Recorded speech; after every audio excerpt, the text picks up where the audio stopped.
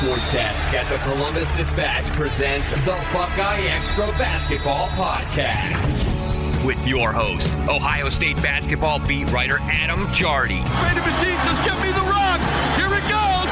Up and away. Slam jam bam. And now he does a little dance. Now, the BuckeyeXtra Basketball Podcast.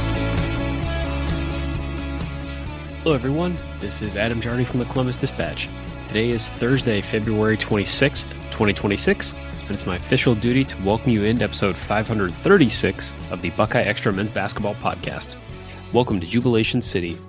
Welcome to my hotel here in Coralville, Iowa, just down the street from Iowa City, where I'm hoping not to get a knock on the wall or a phone call for one of our patented late night podcasts here. I've got my Diet Mountain Dew. I've got a cup of lemon flavored black tea.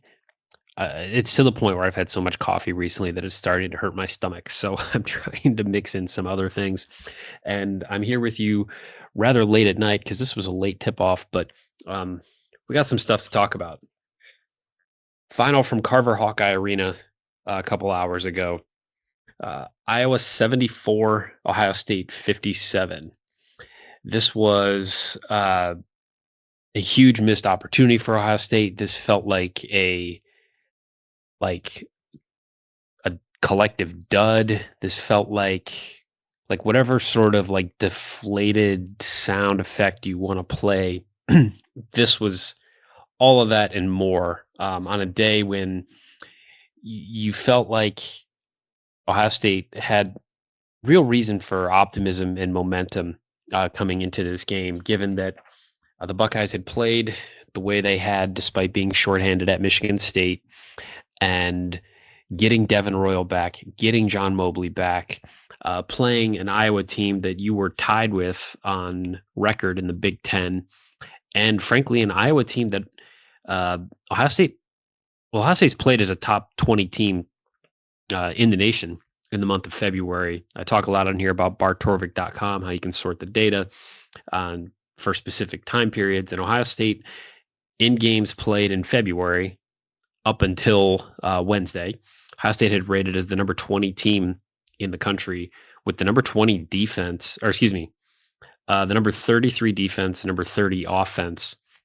whereas Iowa came into this as the number 48 team in the country in February, 18th in offense, 158th in defense, which makes what we saw here all the more surprising because for a team like Ohio State that had a real opportunity seemingly to grab a quality quad one road win that, coupled with Northwestern's win at Indiana, which gave the Buckeyes a retroactive quad one win, there was real opportunity here for Ohio State to punch its ticket and be firmly on the right side of the bubble, certainly with more work to do to feel comfortable. But this was an opportunity. This felt like a winnable game for Ohio State, especially, again, with Royal coming back, Mobley coming back. And for 5 minutes, it looked imminently winnable. The Buckeyes jump out to a 14-2 lead before Iowa calls timeout with 14:48 to go. Ohio State scored on 4 straight possessions. John Mobley Jr. showing no ill effects with the hand injury. He hit 2 threes, and then Amari Bynum hit a pair of threes.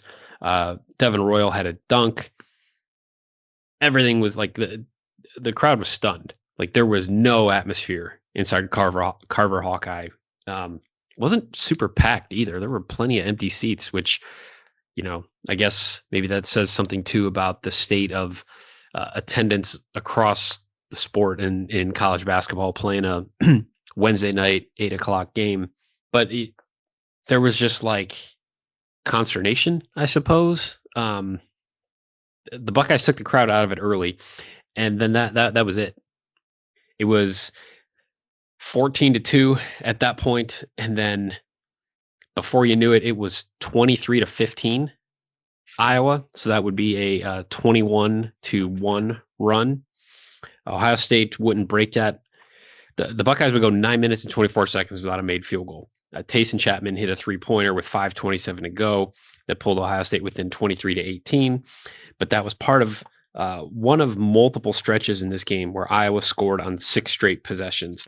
And I'm going to be really honest, the play-by-play in this doesn't matter a whole lot.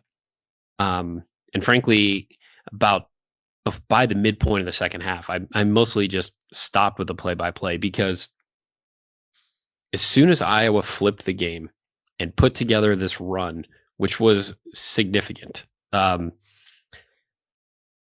it was an 18-0 run that became a 21-1 run, became a 29-4 run, and then a 35-9 run in the final 15 minutes of the first half that gave Iowa a 37-23 halftime lead.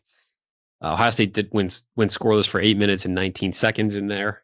There was a stretch where, like I said, they went 9 minutes and 24 seconds without a field goal. Iowa just took it to Ohio State, and the Buckeyes had no answers. They did not respond in any sort of unified, competitive fashion. I mean, I guess they technically in the second half, they were only outscored 37-34, and they played them closer in the second half, whatever. But they were already down 14, and the game was basically over at halftime. Iowa led this in double digits for the final 23 and change. The only real threat for Ohio State came right out of the half, where the Buckeyes went to Devin Royal to start the second half. He scored on back-to-back possessions, and then Ivan Yagovin hit a 3, making him 2 of 3 on the season from 3. He was open. He hit it. Iowa called timeout with 18-11 to go. Ohio State's within 40-30. But then Bruce Thornton got caught. He had a foul on Alvaro Folgueras, who had an awesome game. 20 points, 8 of 10 from the floor, 8 of 9 from 2. He fouled out, but he finished a 3-point play. Then it was 13. And then after Devin Royal went one-on-one with Folgueras, he stole the ball.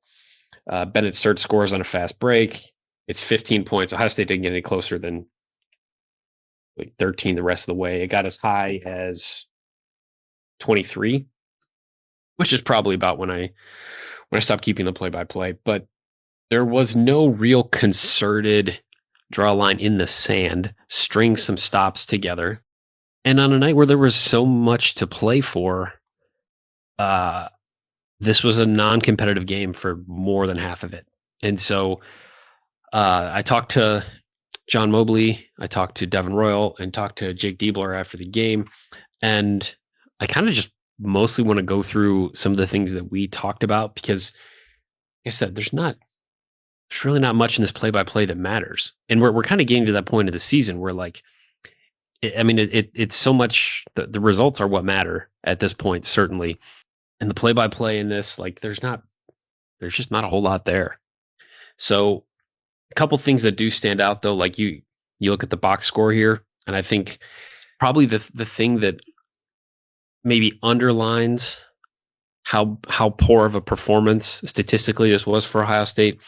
But Iowa outscored Ohio State 44-18 in the paint. And so to take that a little bit further, Iowa was 22 of 29 from 2-point range.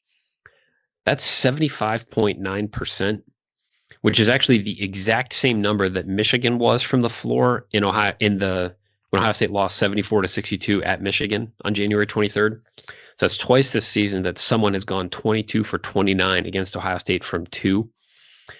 And that's the worst 2-point field goal percentage defensive performance for Ohio State since Michigan State shot 76.5% back on February 7th, 2004.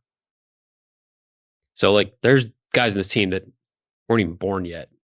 You factor that in, this was the 3rd worst defensive game of the season for Ohio State. From an efficiency standpoint, they allowed 126.4 points per 100 possessions. And then at the same time, it was Ohio State's 4th worst offensive game, 97.4 points per 100 possessions. They were not good offensively outside of the first 4 minutes. and they were not good defensively. And the why, to me, seems like the bigger question than the how. And so that's some of what I was trying to get at in my post-game interviews. And we're going to get to those here in just a second. Before we do, I want to remind you, you can subscribe to the podcast on Apple, Spotify, YouTube, wherever you enjoy your favorite podcasts. If you subscribe, you automatically get the newest ones just as soon as our crack web staff can grab them and publish them for you. While you're subscribing or downloading, please leave a review. Please click 5 stars, and please consider telling a friend. Thanks to everyone who's taking the time to do all those things. And as I encourage you to leave comments and feedback, please remember that I don't get to take any shots, or I don't have to guard anybody. So please keep that in mind, because this is a rough one. So maybe I'll peel back the curtain here for a second, because trying to figure out like what to ask after a game like this was, just to be totally transparent, was a little challenging, because my biggest question was just like, why did this happen? Like how did this unfold the way that it did? And like the underlying thought that I had trying to process this and trying to think of questions was just, everything was on the line for you in this game and seemingly within grasp. All the goals or almost all the goals you've set for the season, trying to make the NCAA tournament, like this felt like it's right there. There's your opportunity. Go beat Iowa. Good Iowa team, not a great Iowa team. Certainly an Iowa team with an elite player in Bennett Sturtz and some other really good pieces. And yes, they play well together. But this seemed like less of a task than trying to go win at the Breslin Center. And in that game, Ohio State was blow for blow with the Spartans until they just wore down at the very end. This felt like a more achievable opportunity. So with all that, with where Ohio State is in the bubble, with all that, like how does this game happen? How does Ohio State get outplayed for such long stretches of a game that it needed and knew that it needed if it wanted to make the NCAA tournament? So I talked to Devin Royal first, and that was my first question. Like, with everything on the line, how does this game happen? Devin said, we came out, we just didn't execute what we've got to execute. Don't stay together. We didn't come together when stuff got hard. We went in different silos and spread it out. We've got to stay connected. So those of you that have been following this program for a while know this isn't like the first time we've gotten kind of answers like this. Like, we weren't connected. We got to be together. And frankly, like, I don't know what to do with that. I said, okay, so that covers the how did this happen? I said, well, then why? Why does that happen? Like, in this situation where you guys know what's at stake, how do you guys come apart and not be together? He said, I can't tell you. Games in the past, we're on to the next one. We've got Purdue coming up, focus on the next one. We've got to learn from it and move on. I said, okay, so what do you learn from this? And he said, we've got to execute our game plan individually. And while we do that individually, we come together even closer and we lock in on our execution. Same question essentially to John Mobley. How does this game happen? And he said, obviously it wasn't our intention for that to happen. We came out, we had a big run, had our foot on the gas early, and then just let the foot off the gas. He said, we've done that before, but it's something we've improved on lately. He said, I feel like we fell off from that. I said, well, what changed after that timeout? You're up 14-2, and then, I guess to extrapolate it even further, Ohio State was up 14-2. And from that point, Iowa outscored the Buckeyes 72-43. And this was also a common theme. Mobley told me, quote, I wouldn't say they did too much differently. We just stopped doing what was working. He said, moving, ball movement, slips. He said the slips to the pops were working big time. Amari hit 2 threes. I felt like we fell away from what was working. I said, well, why? He said, I don't know. We probably got comfortable when we took the lead, which is the last thing we should be doing. It's only 4 minutes into the game. I said, is it hard to process this? Because, and I don't feel like I was even necessarily asking the best questions. I was struggling to try to come to grips a little bit with just kind of how this all unfolded. And he said, I'm just as confused as you. Like I said before, good team, all credit to them. We just let our foot off the gas. Trying to like kind of process that and those thoughts of like not being connected enough and trying to do too many things on their own. I think you could throw those first 4.5 minutes or 5 minutes out of the game, and certainly Iowa was pressuring Ohio State's guards and committing two to the ball, and making it difficult for Bruce Thornton to get going. And there were so many moments in this game, it seemed like, where like Ohio State had either drawn something up or was trying to draw something up, and there was so much confusion on the floor where it just looked like guys were not sure what they were supposed to be doing, where they were supposed to be. I think there's a bit of an explanation for that I think is fair, that we'll get to in a minute. But they looked disjointed, and then defensively, I mean, the number of times where we saw like John Mobley Jr. somehow ended up ISO one-on-one with like one of their bigs. Clearly something wasn't working there. I asked Diebler about that. I said, what went wrong? He said, obviously we got off to a great start. Execution on both sides of the ball was really good. He said they came out and responded. We didn't respond quick enough. Our answer was ISO ball. We stopped moving. We watched guys get trapped and didn't lift and didn't get the ball out quick enough to where we could attack. He said that went too long. We talked about it multiple times. Guys, we've got to adjust quicker and swing back. I said, so as coach, what are you doing to try to like improve that connection? Like what, like if that's the issue, the guys are playing too much individually, like what are you trying to do? He said, create movement, try to mix up some of our defensive coverages to get guys more on the same page. And now this starts to get into something that I think is a contributing factor to the loss, but is not the reason that Ohio State lost. He said, we had some guys in some spots where we had to make adjustments when we found out Tilly couldn't play. And you got to give our guys a lot of credit. They've handled those types of situations really, really well. He said, this is the first time I felt like him out, adding guys back in. We didn't quite handle it as well as we have been. He said, thankfully, you have a little time here because, it's now Thursday as I'm recording this, but Ohio State has Thursday, Friday, Saturday before then hosting Purdue on Sunday.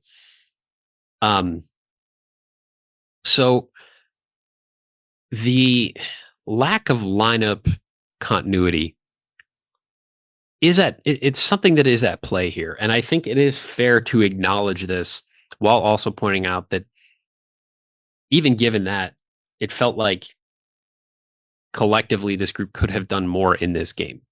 But like, even like remove like Brandon Knoll from the equation, because he's been out for so long now that like that's an adjustment that has like been made. But you start going back and looking at like the last several games. Certainly the Mobley hand injury, him being out, him trying to get back in, and then as he's out, Devin and Amari get sick. So Amari misses practice. Devin misses the Michigan State game. Tilly has been dealing with this calf injury. It's what kept him out against Penn State and really like prevented him from doing much of anything in the way of practice leading up to the Wisconsin game. Like one thing we don't really, I don't think, acknowledge enough, and I think this is a fair thing to acknowledge, is that when guys miss time in practice, it does impact them.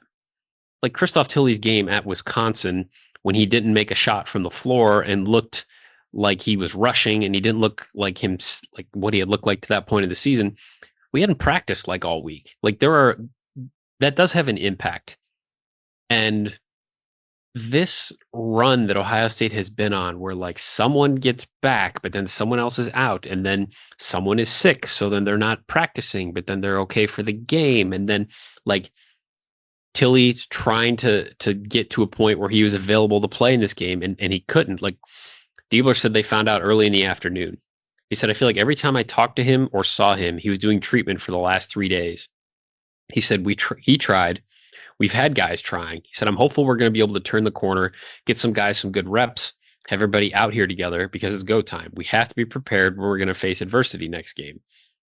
This team needs to, like, at this point, I feel like they would be best served preparing for Purdue by saying who is available today, Thursday, whatever. If you're questionable, you're just out. And we're going with the guys that we know are going to play, because I do feel like there were moments in this game where, you know, you had a guy that was at the 4 and is used to being at the 2, or like that was a factor in this game. And I guess, you know, another, you know, factor in all of this in the lineup, like lack of continuity is like, I mean, try to get Puff Johnson going and get him acclimated while, like, I mean, he's basically taken like Colin White's minutes. Now, Colin's another guy who's been in and out of the lineup. He's been dealing with injuries for, you know, a year and a half, honestly, at this point.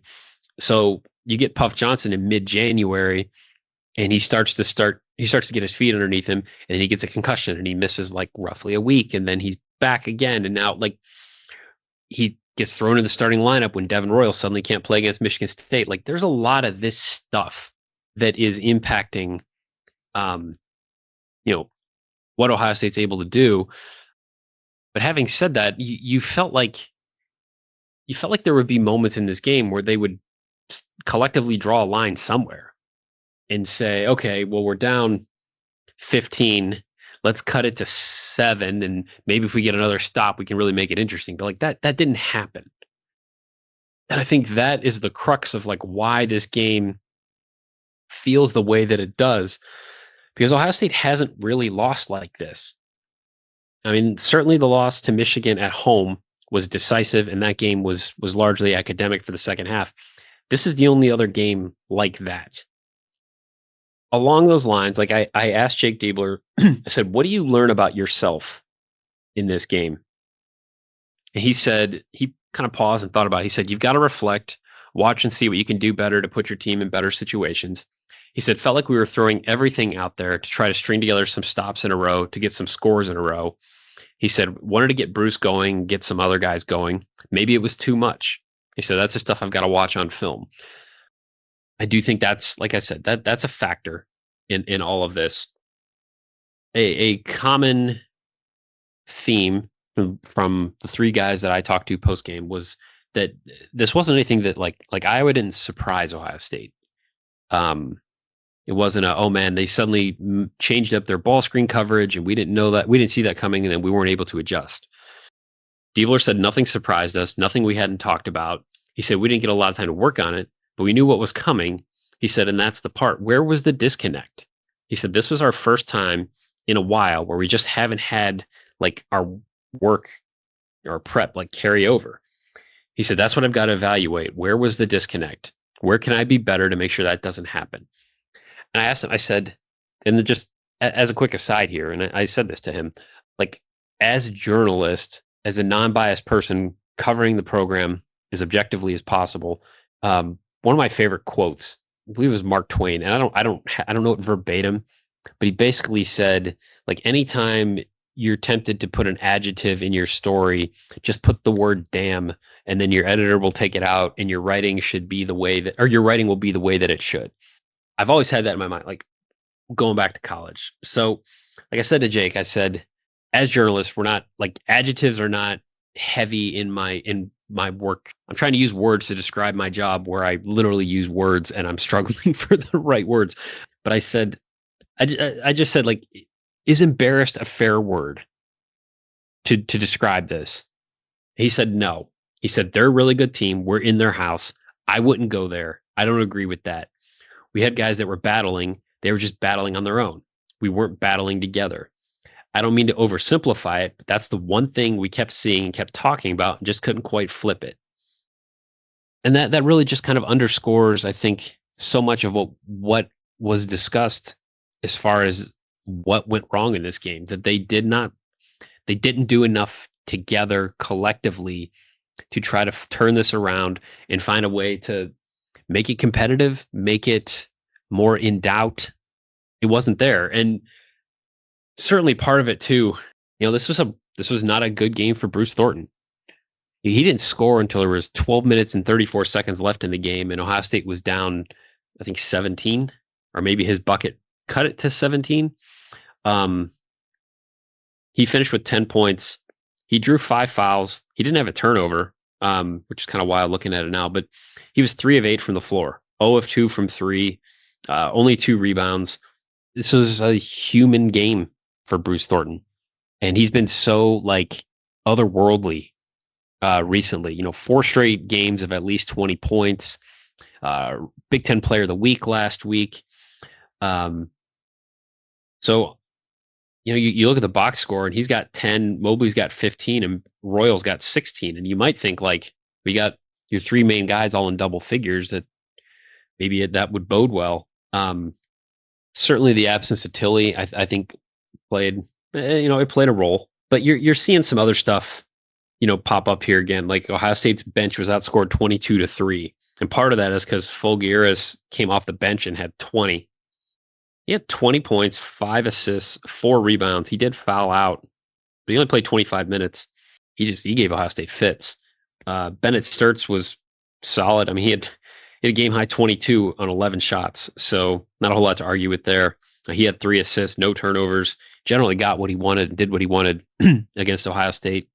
But as far as Ohio State's bench goes, you look at it again here, and Colin White played 12 minutes and 24 seconds, and the only statistic that he almost had a 12 trillion, because he did have a turnover, which was another one of those moments in the first half where I forget who he was passing it to, but he misread the situation, and the guy cut, and Colin ended up just throwing the ball to the Iowa bench because he threw a pass to a guy who was no longer there.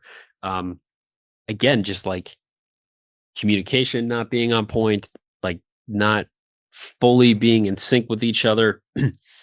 Gabe Cupps played 9 minutes and 55 seconds. He was 0 of 2 from the free throw line. Otherwise, didn't take a shot.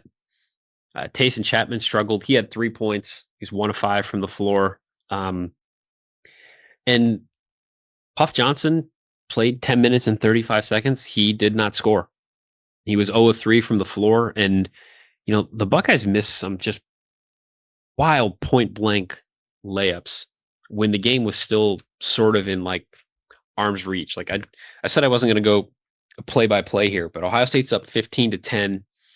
And Amari Bynum has a really nice closeout block on a drive. And then they get the ball to Bynum, and he turns it over under the basket, and then Iowa scores. So they're within 7. It's 15-10, and Devin Royal has the ball in the left corner, and he tries to throw a cross-court pass that is easily picked off by the Hawkeyes, which leads to a 3-pointer that makes it 15-13. And then here's where Puff gets the ball at the rim, and he misses a shot, but he gets his own rebound, and he misses the tip. And then Bennett Sturtz gets matched up with Gabe Cupps and scores. And Ohio State is now tied 15-15. The crowd is starting to go. Devin Royal draws a foul. Possession gets extended. Amari Bynum gets the ball in the paint, and he airballs a spin move floater in the paint. And then Gabe Cupps loses Bennett Sturtz, doesn't correctly defend the ball screen here. Sturtz gets a wide open, a very good look at a 3, and it's 18-15. Iowa would not trail again. Devin Royal misses a 3-pointer. Iowa gets another open 3-point look. It's 21-15. Diebler calls a timeout here. And then you start looking at some of these possessions here for Ohio State. Shot clock was winding. Amari Bynum gets called for a charge. Ohio State gets a miss, but then Thornton misses in the paint. Puff tries to float it back in, or tip it back in rather, and he misses. And then Thornton ends up missing on a drive. Ohio State gets another stop, and then this is where, Colin White throws the ball out of bounds. Junie cut. Colin threw the ball there. At that point, Ohio State had gone 0 for its last 8 and committed 4 turnovers in 7 minutes. And then it would become 5 turnovers when Yvonne got called for a foul on an offensive rebound, which sent a guy who shoots like 60% from the line to the other end for a 1-on-1. Of course, he hits both. Ohio State's down 8. Another moment that I thought was interesting, and this is in my post-game takeaways, and I asked Junie about this after the game, but he had a turnover where he tried to slip through the screen and feed Njegovan like around like the left elbow, trying to go to the basket. It was a tough pass to make. It was going to be an even tougher pass for Yvonne to do anything with. Sort of based on his skill set, that wasn't a great place to try to get him the ball. And this was a moment that I just, like, watching it happen, I thought, okay, I haven't seen this. Mobley was less than pleased after that play. And it ends up with a bucket at the other end, and then Ohio State calls timeout. But after that turnover, like, he was yelling. I don't know if he was yelling at Njegovan. I don't know if he's yelling at himself. I don't know what he was yelling at. But then they call timeout. They huddle up. The place is roaring at this point, and the route is on.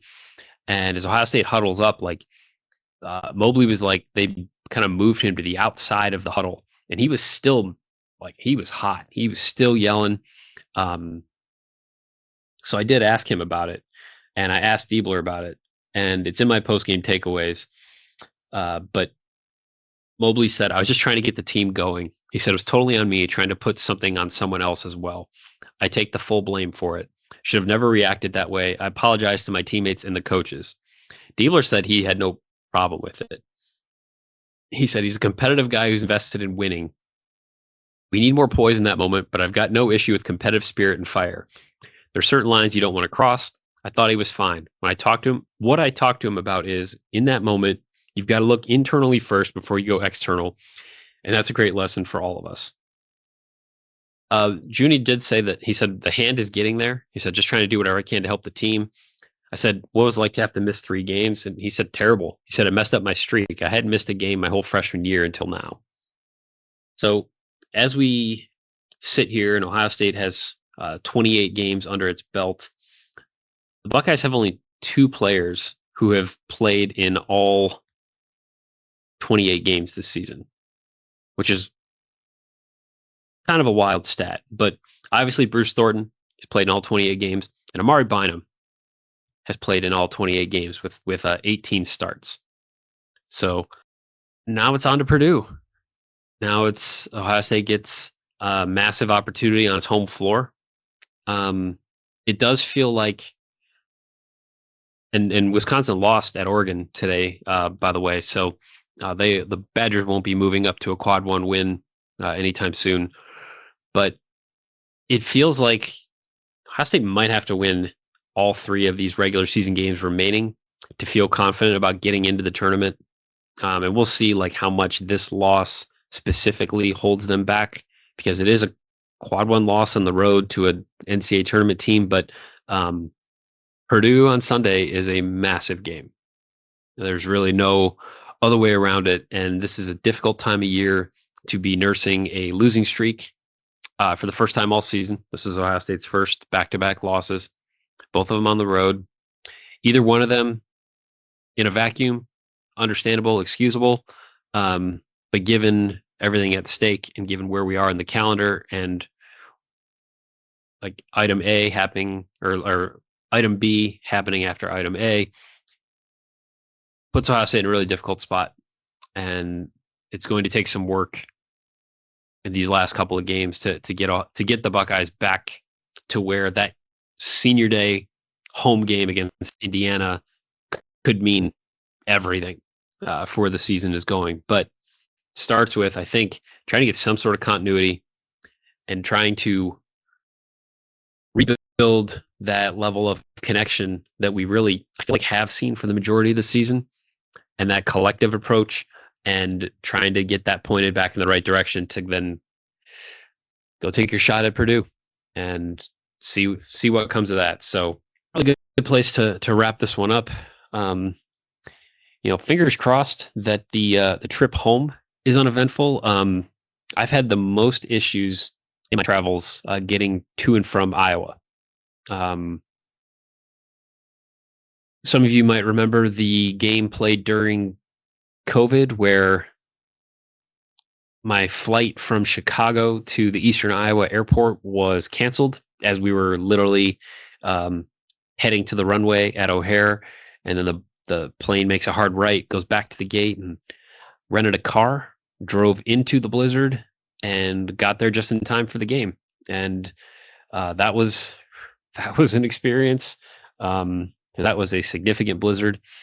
And then there was another trip where we were here where I got food poisoning. I can hardly even look at the plaza where I ate dinner that night because I remember that so vividly. And I just remember getting to the airport and just laying on a bench for like 2 hours and going like, I don't know if I'm going to get on this plane. I don't know if I'm going to make it home.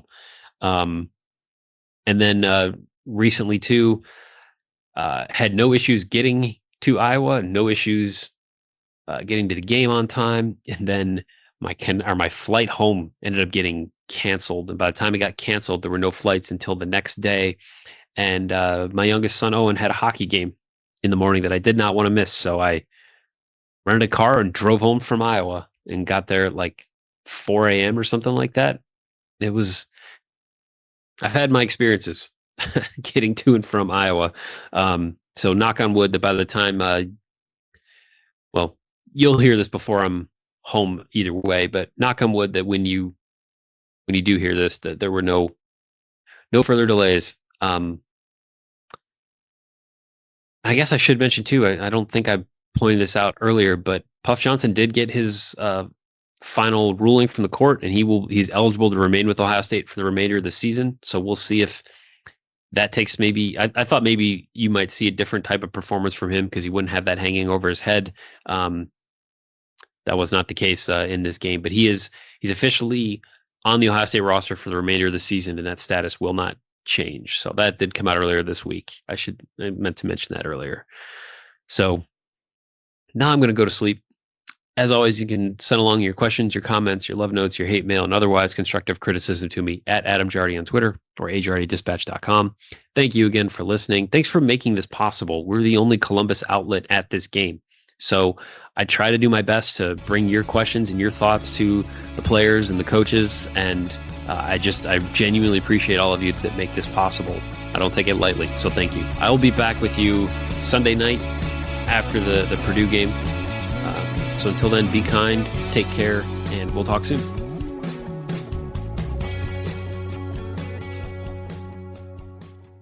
Be sure and subscribe to the Buckeye Extra podcast in the iTunes Store, the Google Play Store, or on Stitcher.